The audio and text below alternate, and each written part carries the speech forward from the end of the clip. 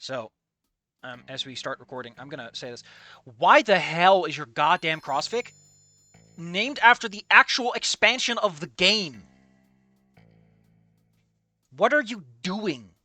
Now, there's a bigger problem that Weird Autumn suffers from. Um, how do I explain this? Weird Autumn is ultraviolet prose. It is overwrought. It uses way too many words to say nothing at all. It for some reason sticks to a very Anon point of view. Like the camera's just shoved up this man's ass, and it just refuses to actually let Anon be the POV, despite it obviously wanting nothing less. It is, weirdly enough, it doesn't come across as pretentious. It just comes across as really confused. You know, like Will said, he might be a little confused, but he got spirit. My god, you could cut half the words, and I say that about a lot. You could cut, like, let's say 4/5, 80%, and you'd probably have a better story in the end. You'll see as we go. Also, we're in 2014. We are technically 10 years before anything happens. Also, we get a quote. I want to point out, I forgot, I think it's, again, Infamous, which has, like, the fucking writer quoting himself, which is the ballsiest move, and I think has a certain degree of, like, that's just fucking adorable, man. How can you be this cute? I'm gonna pinch your little cheek, buddy.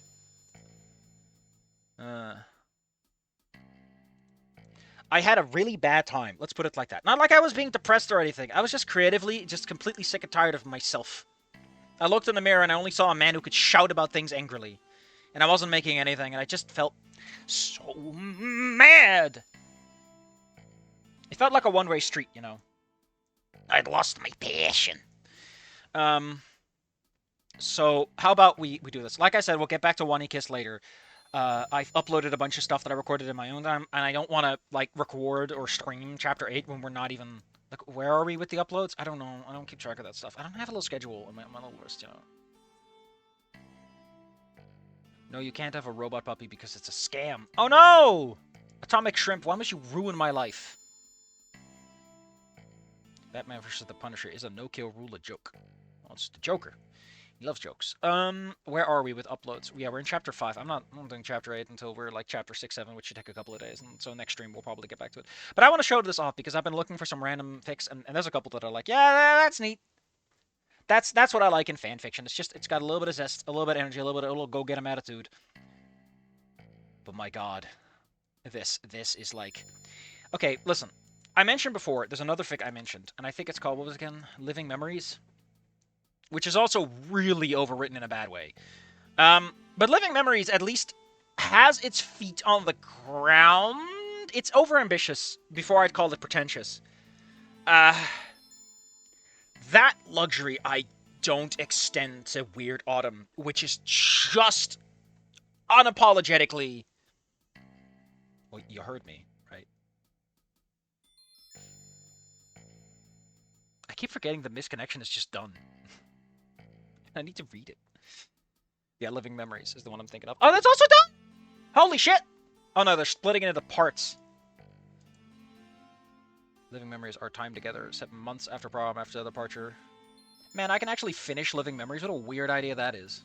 But like I said, we'll get into this, and I'm just trying to hype myself up because, like I said, oh my god! It just refuses to fucking shut the hell up and sit down and let life happen. So, final warning. I put my hands together in prayer and tell you, Weird Autumn is a lot. It is bad, and it is a lot. It is My Immortal... It's pretty much trying to be My Immortal in terms of, this writing is so bad, I don't know how this guy thought this could be good. If you've never seen other writing before, this guy has, like, 11 other works at the minimum. Let me just put this up, right? If you go to this guy's profile on Archive of Our Own, he has listed 12 works under One Gator, 11 under Volcano High, which probably is like combinational stuff. But, like, oh, he has 12 works. It's straight up there. Yeah, he's 12 works. And this is what he decided to write? Like, you can say, well, he's trying to write big and flower. No.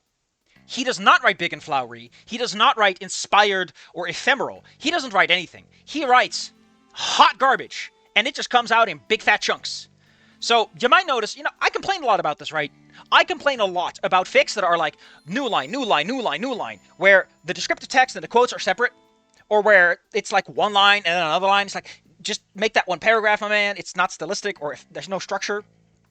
This is the opposite problem, where every fucking paragraph is 5 lines long, and they're all just way too dense. Like I said, this is the opposite of diarrhea. It is not watery or fluid or liquid. It is just a chunky mess. Every single one of your cereals is this chewy cheese curd, the size of your fist. And we're going to get into it. And you've seen little. But here we go. I would like to remind you, for some reason we don't use Anon's POV. I don't know why. You can switch POVs in the middle of your story, man. You don't. Come on. And there are other problems, but let's get to it.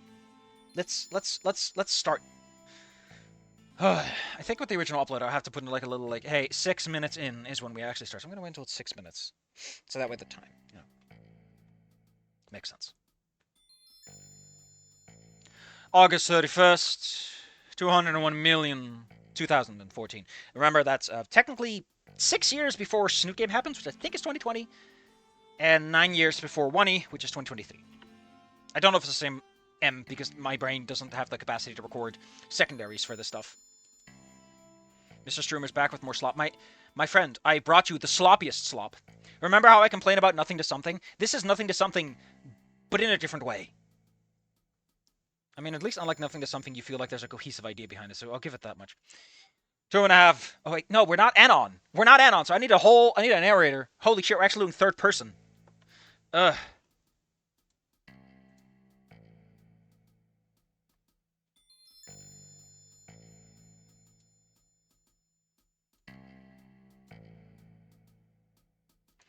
Here we go. Oh, we'll just do the usual one. Let's make Anon a whiny baby.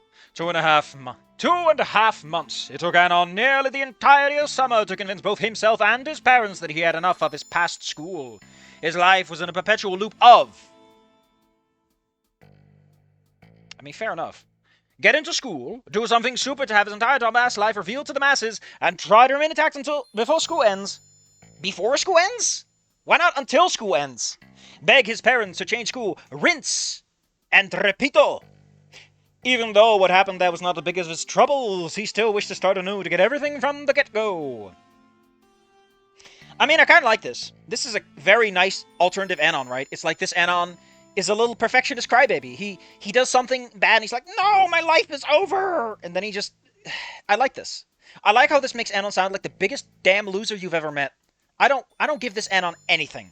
What a dingus.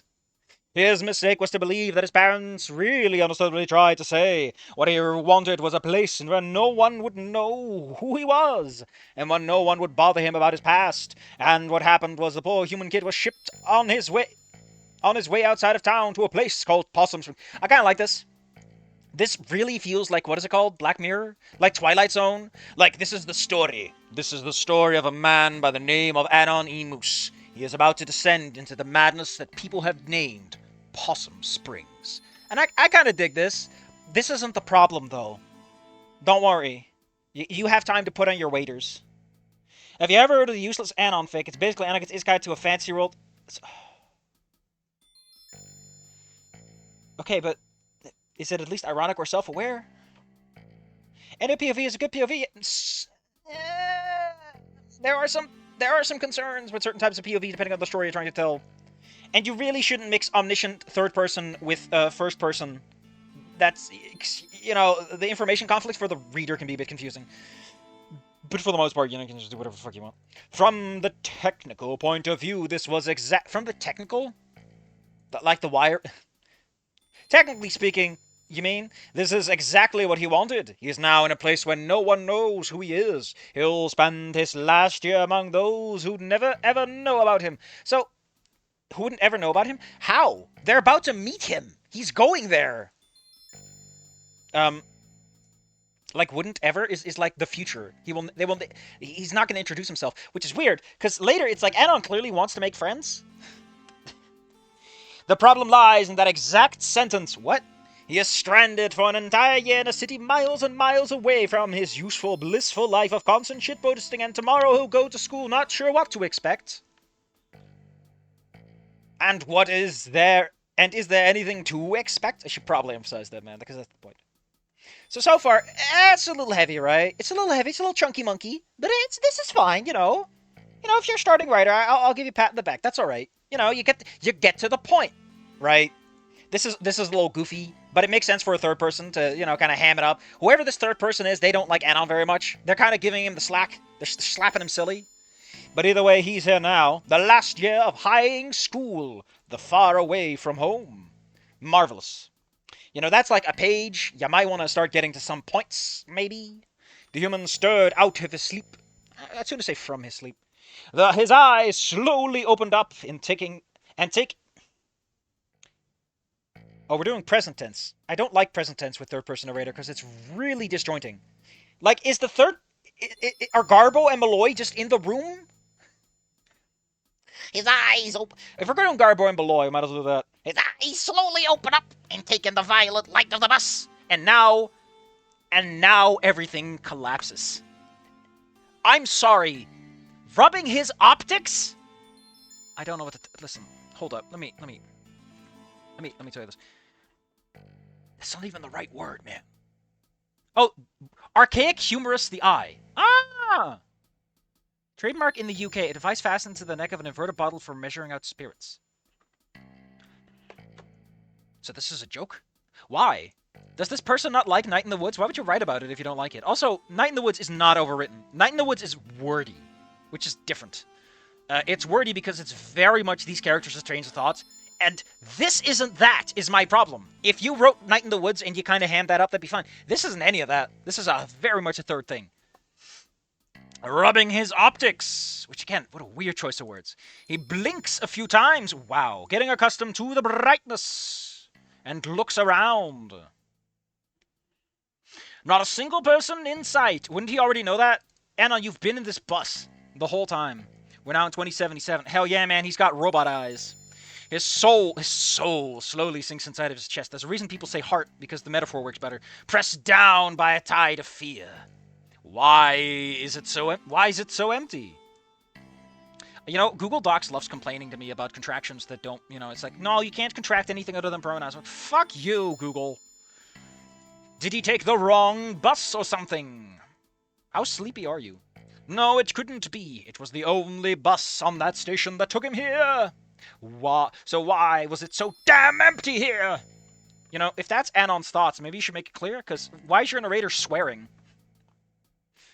Again, this is what I mean. Like, third-person narrators tend to be a bit more stoic, unless they have a personality, in which case they are a character. And the character is they don't like Anon. So why would they do this? Like, come on, if we're gonna smack Anon around with a narrator, at least smack him around properly. And don't use optics. Come on. Just pick a point of view. He turns his eyes to the driver's cabin. So, now we have... Why does that feel wrong? I don't know why. I think my brain's just getting mixed up on vehicles. Strangely enough, it's dark in here. It's always dark in buses and on. Especially at night, because they're not turning on the light unless you need it. You got... Just put on your own little light, man. Only a smudge of dashboard lighting. But he could notice something that looks like hands holding the wheel. And when his mind confirms the vision, for the third time he takes a deep breath. Good! He is not in some cheap and poorly written horror movie, and that's not a movie buff. Although we are in 2014, so... I don't know how to tell you this, man. I don't know how to tell you this.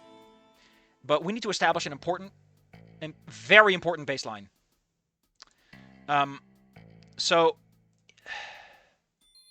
Hold up. There's something going wrong here. I need you to understand this. YouTube has been around for like 10 years. I don't know what to tell you, man. 2014 is around the time that a large shift began to happen in YouTube, if I recall correctly. Broadcast Yourself era, and then comes Susan. What? Ugh, that's a hell of a name, man. Anyway, Susan's showing up. The point is, this is like a ways away. We are in the past. Don't think we're in the present. Smartphones are around, but they've been around for like 6 years, and I don't know if they've caught on by this. I don't know, man. I'm not that up-to-date on this stuff, especially not when we're talking America. Objective dating sims where you date buildings. My dream home! That's a lighthouse.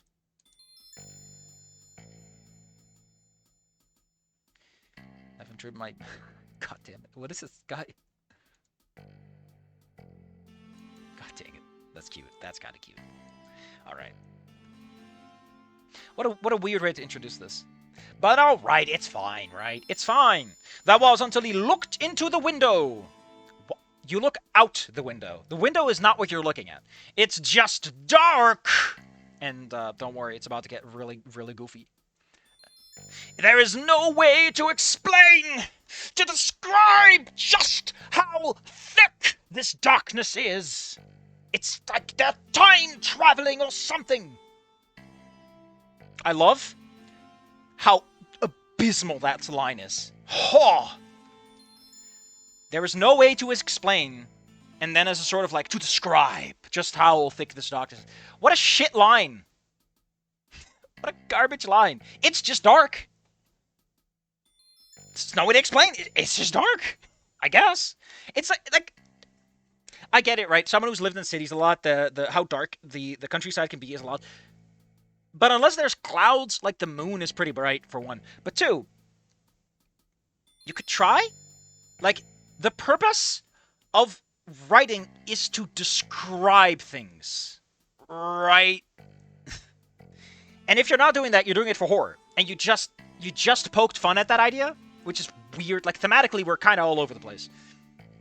I don't know what you're going for. Feels like the time traveling. Don't worry. The writer will repeat this concept. And this concept. Don't worry. Or nobody cares enough about that town that he's headed into to actually place some light on the road. You mean streetlights. To maintain the streetlights. And honestly, this darkness is more just mysterious than horrifying. Listen, I love using the word just. It's kind of crept into my lexicon, but you've used just in like 3 sentences. You might want to ease it up there a little, buddy. Ease off the gas. There are others, like merely and only.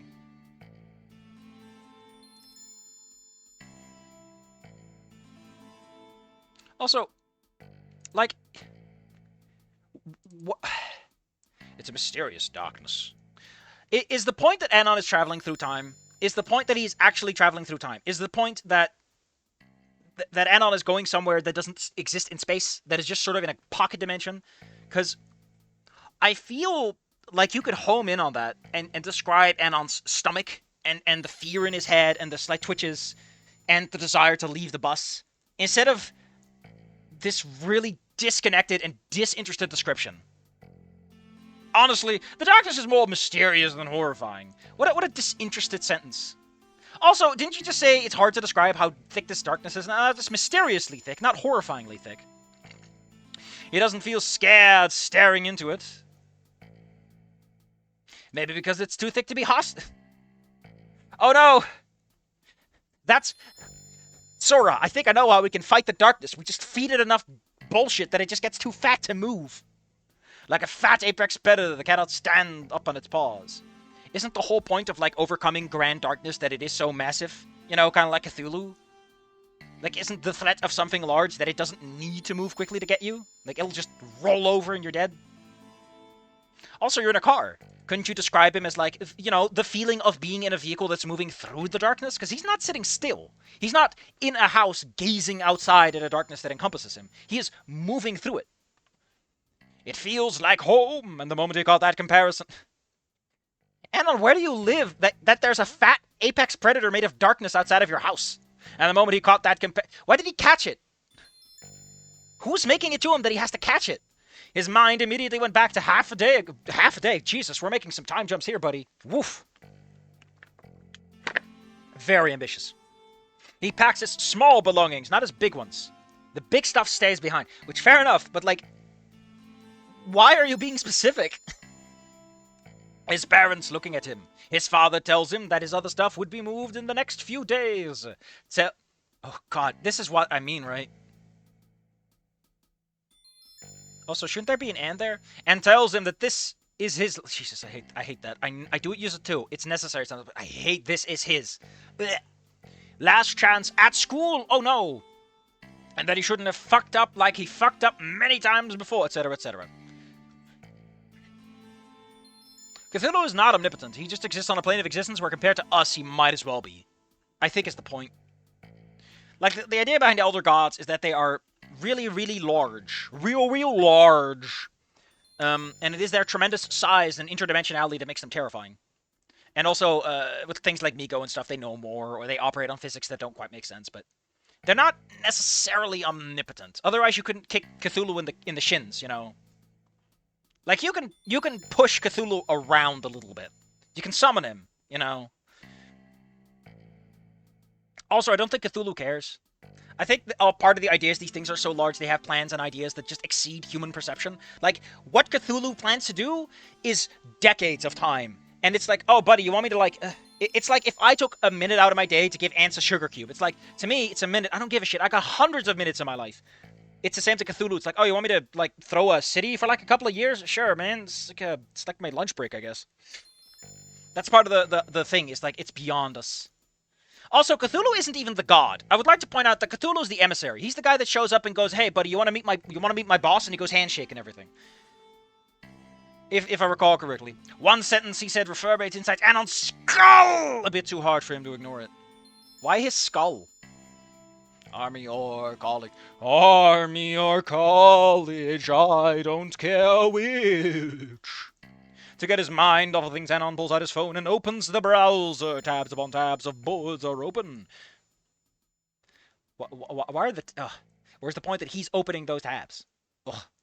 A vast and vibrant selection of chats where people send images and revel in slurs they send one another.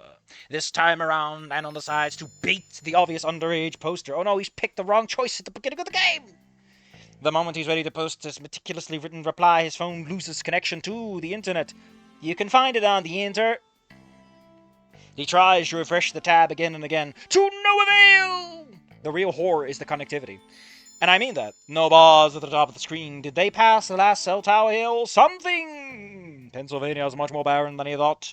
Soon, however, the bars fill up again. Then I get what you're going for, but that's really overwritten for, like, what you're trying to establish is that he's out in the boonies, right?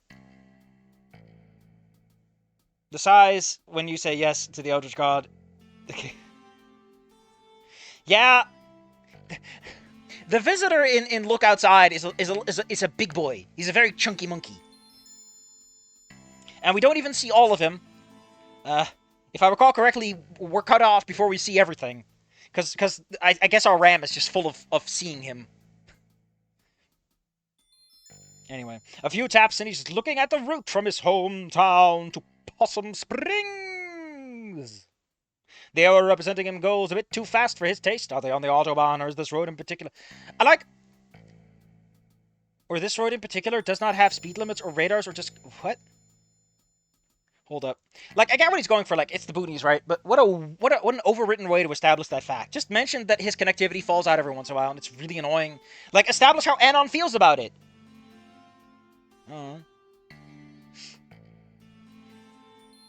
Like, this is a lot of sentences for that. He hides his phone as if it hide the embarrassment. From what? Like, I get what it's trying to establish, that Anon is used to internet working, but come on. Anon's a patient man. He baits people for a living. He knows the art of waiting. They are okay. Are they on an Autobahn? Oh, this road in particular does not have speed limits or radars or just cops waiting to start pursuit. What a horrible sentence. It's fine until here. And then it just forgets a verb and it falls apart. Either way, at this very quick pace... Why very quick? Just say it's a quick pace. You don't need very at this moment, or use a better word. At this swift pace. At this lightning pace.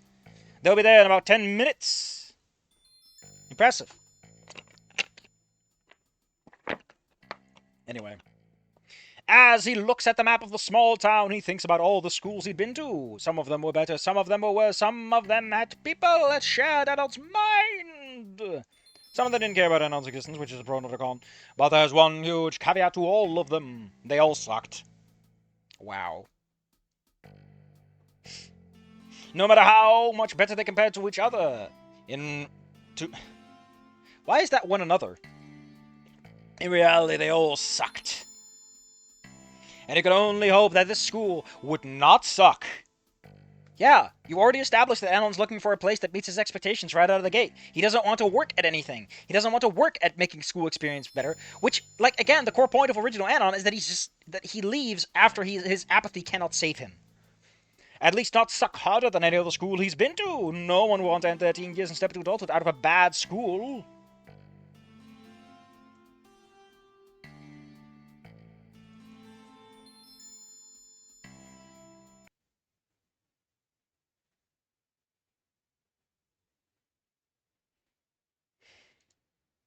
Sorry. For some reason, the soundtrack takes a little bit... Oh, this is straight up this, huh? You were sticking with Playground then.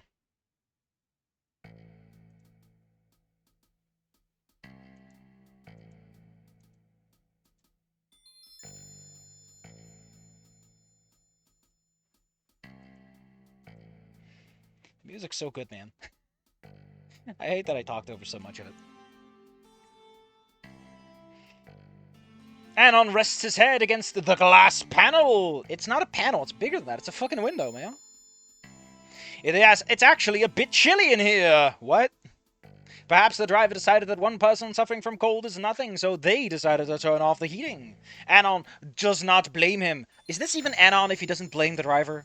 He would have done the same in their seat. At least he got a warmer bomber jacket that his mom bought him, even if it came out of a second-hand store. At least it feels like it. It is better than his typical jacket that felt more like a button-up shirt. Like... It's so verbose, right? It's using so many words to say little bits. Just little bits. The cold glass spreads its frost through the bald human's cranium, freezing every thought in place. The concept of time is lost. We're time traveling again. Seconds become days, hours become minutes. He wants to sink back and sleep again, but he feels like it isn't needed because it made Possum Spring any minute now. Yet phantom weariness takes over and he closes out for just a moment only to wake up at the station. Feels like someone is watching him. He grabs his belongings and rushes... Oh wait. Feeling like someone is watching him, he grabs his belongings and rushes out of the bus, entering the small building of Possum Springs' bus station. Taking a deep breath. Oh man. Whoops. He first checks himself out, then his stuff. He opens his backpack, then his small suitcase. Everything's where it belongs. He sighs in relief, then closes the suitcase and, grabbing it by the handle, stands up. I don't need to know that a man is holding a fucking suitcase by the handle. What a weird thing to feel the need to specify. The station is really empty. How can a place be really empty? Are you talking about the liminal feeling that, like, someone should be here, but they're not? Like... Anyway, the lights are on and a small TV is posted on the shelf, blasting at full volume. There are some seats. Don't get too cocky. There's only some seats. A vending machine to the left and a mural to the right. The mural depicts a man with a gun behind his back and amidst the landscape of Possum Springs, possibly one of the many colonizers of these lands. A train passes behind the statue and below is this line of text: Historic Possum Springs estimated. Oh no, wait, that's established. 1795. Man. Next to the mural is a payphone still intact and working. Anon considers calling home, but he understands that he has no cash to spend on... What do you mean he understands? He knows he has no money. You know what? I was going to make a call, but I understand that I have no money. Instead, he spends his cash on... a drink from a vending machine. Oh, wow. I like how... Why is it a vending machine? You already established there's a vending machine. Just call it the vending machine. There's only one. The can he pulls... Why isn't it a can? A can he pulls out boasts the strange name, Fiascola. More like free-ass cola. Anon thinks to himself, smirking and drinking the drink to his own genius. It tastes different.